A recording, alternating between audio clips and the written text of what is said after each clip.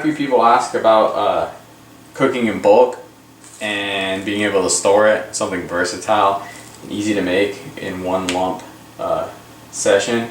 And one of my favorites is chicken breast. I got these on sale. They're $1.99 a pound. Got 4 pounds for $8. All I did, take some meat shears, cut all the excess fat off, then I put them in my bowl here. You're going to want to take the weight. If you're tracking your energy intake and your nutrients, this is an important step. So I have 49.8 ounces of raw skinless chicken breast here. So write that down somewhere, it's really important, and I'll show you at the end of the video.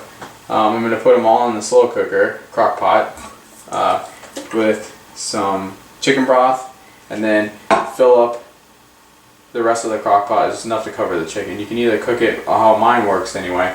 We cook it for 4 hours on high or 8 hours on low. Works really well. So that's all.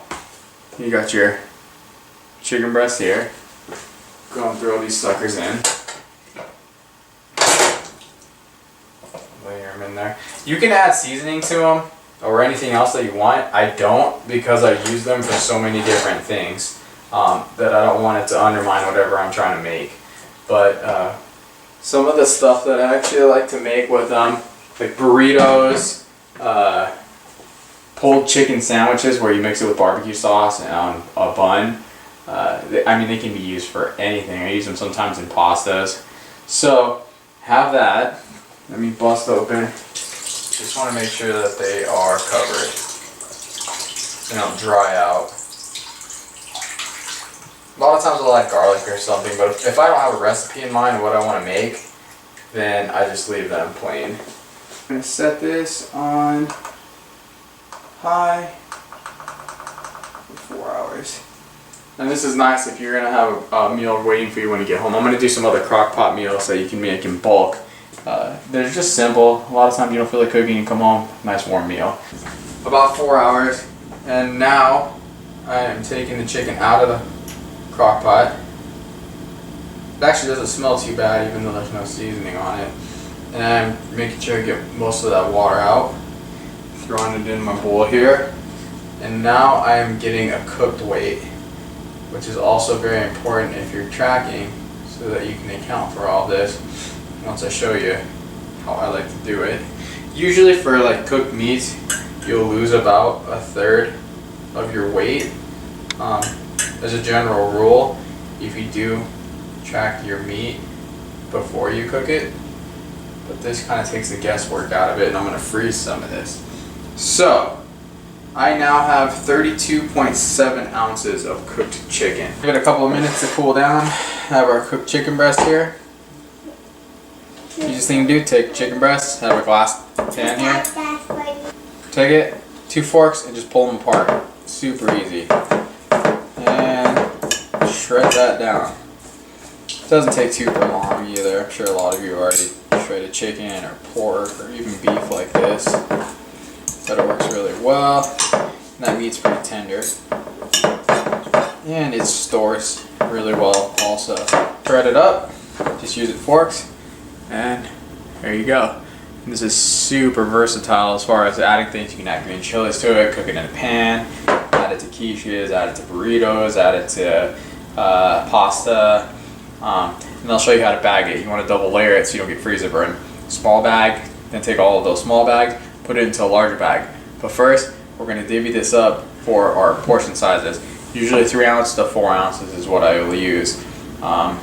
We'll see how I feel about the portion that I'm going to use tonight. I'm going to let this cool off though before I bag it, and I'm going to leave some of it out to eat tonight and tomorrow. It's been a day, and this is all cooled off. Be a lot easier to work with. One thing I want to show you is you're going to have 2 barriers when you freeze this stuff. First is just a regular sandwich bag. Secondly, you want to get a freezer storage bag, and this will keep it from getting freezer burned. And then the 2 numbers I told you to keep in mind, the 49.8 original raw ounces and then the 32.7 cooked ounces, which ended up turning out 1/3 lighter like I had originally said. And this can change depending on the fat content of the meat that you're cooking, like beef, things like that. And then also your cooking method. This is a wet method. It tends to hold the weight a little bit better. So you have these. So 1 ounce of raw chicken would equate to 0.66 ounces of cooked chicken. So depending on the amount of servings you want, if I wanted a 4-ounce serving, I'm going to go ahead and weigh out 2.64 ounces on my kitchen scale. You have 0.66 ounces for every 0.66 ounces for every cooked ounce of chicken. So depending on that, if I'm trying to get a 4-ounce portion, I'm looking at 2.64 ounces for a 4-ounce portion cooked and frozen. Depending on who you're making these for, what kind of meals you want to use them for. Lillian likes the frozen chicken, so what we'll do with hers is we make it a 2-ounce serving. So that would come out, multiply 2 by 0.66, and that would kick you out like 0.32 or whatever the case is. 1.32, and that would be like a 2-ounce serving for Lillian if I wanted to do it that route. But I was just using it for illustrative purposes, so you can pretty much fit this however you want. And then I have some frozen ones already done. Here's some 4-ounce servings that we already had in this, dual sealed. But I mean, look how convenient they are. You roll them up. There's your protein serving of whatever you're trying to make. Like I said, you got spaghetti. You can add. There's so many different things you can do with this. You can recook it in a pan, saute some veggies. It comes out really well. So just about anything you can think of, you can use this for. Do you like it, Lily? You like the chicken? Yeah. Is it time for me now? Yeah. What do you want to say? It's recording you right now. So I'm a little girl. I'm growing up. So I'm a big girl bed. When I was a little baby, Mom gave me a big girl bed. Now I'm growing up. Now I need a big girl bed. You have a big girl bed. Already I'm a big girl. I'm done talking. You done? Yeah. Okay. Did you want any chicken? Okay. I'm gonna go eat your lunch. Thank you, Lily. You're welcome. And then here's those numbers so you can actually see a visual on what I did. After you go through it a couple times, it's really not that difficult, but seeing it written out might actually help.